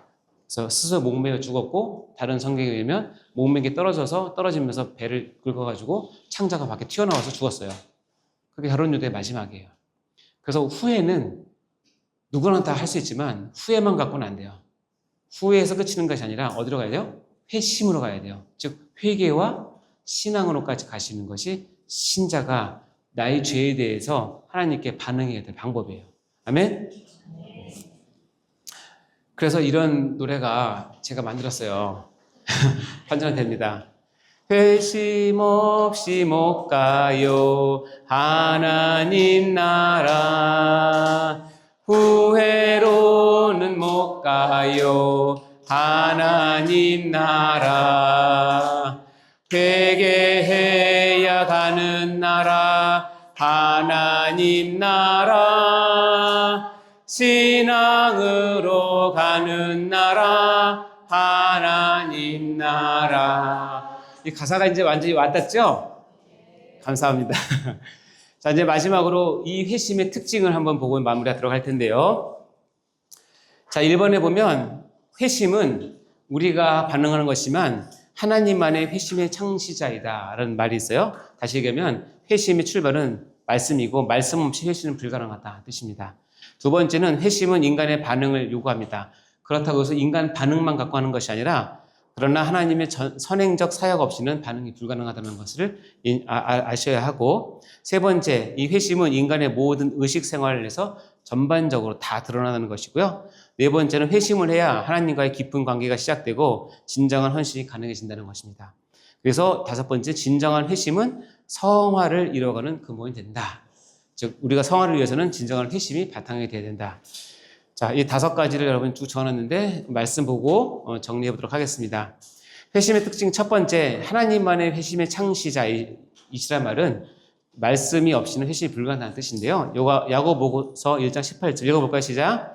그가 그 피조물 중에 우리로 한 천년매가 되게 하시려고 자기의 뜻을 따라 진리의 말씀으로 우리를 낳으셨느니라. 우리가 하나님의 첫 열매가 되게 하기 위해서 하나님께서 하셨던 일은 뭐예요? 우리를 낳으셨는데 뭐로 낳냐면 진리의 말씀으로 낳으셨고, 이 말씀이 우리에게 온 이유는 뭐냐면 아버지 하나님의 뜻을 따라서 왔다는 거예요. 지금 뭐냐면 내가 회심을 하는 것도 마찬가지로 내가 이 나음으로 회심을 나오는 것도 진리의 말씀을 붙잡고 아버지의 뜻을 따라 나온다는 뜻입니다. 즉 하나님의 선행적인 은혜가 말씀이 없이는 회심은 불가능하다는 뜻이고요. 두 번째 특징이 뭐냐면 회심은 인간의 반응을 요구합니다. 그래서 반드시 인간의 반응을 해야 완벽히 되는데, 그렇다고 해서 인간의 반응만 필요하냐? 아니라 거기에는 하나님이 보이지 않는 은혜가 있는데 선행적 사역이 같이 들어가 있다는 거예요. 그러니까 내가 회심을 멋지게 했다고 해서 내가 100%다 했다고 생각하는 것도 오해예요. 하나님께서 은혜를 주셔서 회심할 수 있습니다. 빌립보서 2장 12절 13절 읽어볼까요? 시작. 그러므로 나의 사랑하는 자들아, 너희가 나 있을 때뿐 아니라 더욱 지금 나 없을 때에도 항상 복종하여 두렵고 떨림으로 너희 구원을 이루라. 너희 안에 행하시는 하나님이시니 자기의 기쁘신 뜻을 위하여 너희에게 소원을 두고 행하게 하시니라니. 두렵고 떨림으로 너희 구원을 이루라. 이 말 표현은 우리가 과거적, 현재적, 미래적 구원 중에서 주로는 현재적 구원을 표현하는 때 주로 두렵고 떨림으로 지금 너희 구원을 이루어가라. 인간의 반응을 요구하는 얘기예요. 너희 구원을 두렵고 떨림으로 이루어라. 근데 그렇게 하시는 방법이 있는데, 첫 번째는 그 안에서 행하시는 하나님이신데 자기의 기쁘신 뜻을 위해서, 즉 내가 그렇게 하는 목적은 뭐냐면 하나님의 영광을 위해서요. 하나님 뜻을 이루시기 위해서요. 그런데 방법이 참 재밌어요. 뭐냐면 너희에게 뭘 두고? 소원을 두고. 우리는 기계가 아닙니다. 우리는 AI가 아니라 하나님께서 우리에게 입력된 프로그램을 넣으면 누구 아무개는 몇 년 몇 월 며칠에 어떤 일을 하게 되어 있기 때문에 나에게 헌신하게 돼 있어. 이렇게 프로그램화 되어 있는 것이 아니에요. 우리 인간은 그렇게 하나님께서 하지 않으시고, 하나님께서 일을 하셔서 나에게 어떤 일을 요구하실 때에 특별한 경우 아니면, 예를 들어서 억지로 지은 십자가의 누구지? 구레네 시몬과 같은 그런 경우가 아니면, 그러나 구레네 시몬도 십자가를 지는 동안에 마음의 변화가 있었거든요. 뭘 하냐면 소원을 두고 행하세요. 소원을 두고. 이런 예가 적절할지 모르겠지만, 여러분에게 여러분이 가진 재산이 예를 들어서 한 100만 원이에요. 전 재산이 100만 원인데 어느 날 갑자기 하나님께 나에게 100만 원이 다 바치라는 감동이 왔어요. 그럴 때 그 맡긴 거를 나에게 그냥 던져주면 누가 그것을 받아서 할 수 있겠어요? 근데 하나님께서는 어떻게 하시냐면 내가 그것을 바칠 만한 소원을 나에게 주세요. 그리고 그 응답이 이상하게 들리지 않게 하시고, 그것이 나를 부르신 하나님의 부름으로 기꺼이 받을 수 있게 하나님께서 소원을 두고 먼저 행하세요. 그렇게 하신 후에 나에게 요구를 하세요.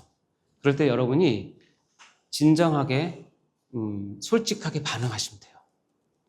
네, 알았습니다 하나님, 제가 이번에 순종했습니다 라고 하셔도 되고요. 만약에 힘드시면 솔직히 고백하세요. 하나님, 너무 정말 힘든데 이거 다음에 하면 안 될까요? 또 그렇게 하셔도 돼요. 그럼 하나님께 다시 한번 또 소원을 주실 거예요. 그러면 그 소원에 따라 하시면 돼요. 그러나 그건 하지 마세요. 쌩까지는 마세요. 성령님이 굉장히 서운해하세요. 분명히 말씀했는데 못 들은 척 해드려요. 넘어가시면 성령님이 2번, 3번 소명 주시다가 그 소명 안 주십니다. 그럼 그거를 통해서 예비된 하나님 복 받는 길은 여러분 놓치신다고 생각하시면 마세요. 그러니까 여러분 소원을 두고 행하시는 하나님을 믿으시기 바래요. 내 마음 가운데 내가 하나님과 교제 가운데 나에게 소원을 주시면 하나님께 솔직하게 고백하세요. 네, 하겠습니다. 아니면 얘기를 하시고 하나님께서 마음을 주시는 대로 자연스럽게 하세요. 누가 시켜서도 아니고 해서 아닙니다. 여러분이 그 믿음 가운데 행하시면 됩니다. 왜냐하면 하나님 선행적 사역을 통해서 우리의 인간의 반응을 이끌어내시고 요구하시기 때문에 그래요. 요한복음 6장 34절 읽어볼까요? 시작. 아버지께서 내게 주시는 자는 다 내게로 올 것이요 내게 오는 자는 내가 결코 내쫓지 아니하리라. 우리의 반응은 예수님께로 다 나가는 거예요. 근데 그 전 단계의 선행적 반응은 뭐냐면 내게 주시는 자가 되어야 되는 것이고 그런 은혜가 있어야 되고 그 후는 뭐냐면 그렇게 내게 오는 자는 내가 결코 내쫓지 않게 반드시 인도하시겠다는 거예요. 예, 이것이 하나님께서 우리 회심을 다루시는 방법이에요. 그리고 이 회심은 모든 의식 생활에서 드러나요. 즉 교회 생활할 때만 필요한 게 아니에요. 예배 드릴 때만 필요한 게 아니에요. 여러분이 교회를 벗어나서 당연히 교회에서도 회심이 필요하지만 교회를 벗어나서 여러분 일상생활과 회사 생활과 사업과 아니면 혼자 있을 때라도 반드시 회심은 여러분을 붙잡고 계셔야 돼요.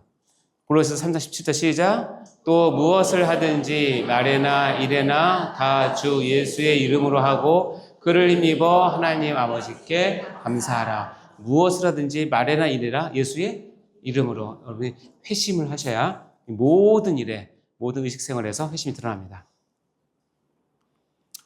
4번 요한복음인데요. 하나님과의 깊은 관계가 회심을 통해서 이제 시작이 되고 그것을 통해서 진정한 하나님의 헌신이 가능해진다는 뜻입니다. 요한복음 15장 5절 시작. 나는 포도나무 무요 너희는 가지라. 그가 내 안에 내가 그 안에 거하면 사람이 열매를 많이 맺나니 나를 떠나서는 너희가 아무것도 할 수 없음이라. 네, 이 회심을 해서 깊은 관계로 들어갔다는 성경적 표현은 이렇게 합니다. 그가 내 안에 내가 그 안에 거한다고 표현합니다. 이것을 예수님은 나는 포도나무면 너는 가지라고 얘기를 해요. 그러니까 우리가 가지의 최종 목적은 뭐냐면 열매를 맺히는 건데 열매를 맺히기 위해서는 가지는 줄기에서 벗어나면 절대 맺힐 수가 없어요. 너무 상식이잖아요. 가지에 해야 될 제일 첫 번째고 근본적이고 중요한 건 뭐냐면 원나무인 포도나무에 어쨌든 쉬운 말로 머리를 뒤밀고 가득 붙어 있어야 돼요. 붙어 있으면 열매를 많이 맺게 하세요. 이것이 진정한 회심을 통해서 하나님께서 아브라함을 통해서 영광을 받으시고 욥을 통해서 영광 받으시고 다니엘을 통해서 영광 받으셨던 것처럼 여러분이 진정한 회심을 하면 그 자체는 뭐냐면 나는 예수님 안에 예수님은 내 안에 거하는 상태가 되는 거예요. 그럼 여러분이 뭘 애쓰지 않더라도 여러분을 통해서 삶을 통해서 많은 열매가 맺게 되고 그것을 통해서 하나님께서 기뻐하십니다. 아멘? 이 진정한 회심은 당연히 그래서 성화를 이루어가는 근본이 됩니다. 로마서 6장 22절 시작. 그러나 이제는 너희가 죄로부터 해방되고 하나님께 종이 되어 거룩함에 이르는 열매를 맺었으니 그 마지막은 영생이라. 이 짧은 구절도 우리의 구원을 아주 잘 표현하는 건데요. 너희가 죄인으로 있다가 해방되었어요. 중생했어요. 그래서 하나님께 종이 되었다는 얘기는 회심했다는 뜻이에요. 회심을 하면 뭐가 나오냐면 거룩함에 이르게 되고 거룩함에 이르면 당연히 열매를 맺게 되고 이 열매를 맺다가 영생으로 가는 거예요. 이 짧은 한 절이 여러분의 삶 전체를 조망하는 건데 지금 제가 강조하고 싶은 건 뭐냐면 하나님이 종이 되어 온전한 회심을 해서 거룩함에 이른 삶을 살고 있으면 하나님께서 여러분을 통해서 열매를 맺게 하십니다. 그리고 어떻게 해요? 마지막 영생까지 가시면 됩니다. 아멘? 자, 우리 마지막 정리를 해볼까요? 1번 시작. 회심이란 마음이 온전히 하나님만을 향해 돌아서는 것을 의미하며 진정 나밖에 없냐라는 주님의 질문에 대한 분명한 결정으로서 표현될 수 있다. 정말 여러분 예수님밖에 없습니까? 이거를 날마다 아침마다 저녁마다 여러분 스스로에게 물어보세요. 나 정말 예수님밖에 없나? 늘 물어보시고 거기에 대한 대답을 하셔야 됩니다. 2번 시작. 진정한 회심은 회개와 신앙으로 구성되며 지정일을 통한 전 삶의 영역에서 드러나게 된다. 이것이 진정한 회심입니다. 자, 우리 노래를 소명, 중생, 회심을 다 엮어서 한번 부를 텐데, 저도 몰랐는데 제가 어렸을 때 불렀던 이 노래가 이 놀라운 내용들을 너무나 잘 담고 있어요. 너무 심플하지만 은혜로운 찬양인 것 같습니다. 우리 같이 한번 불러볼까요?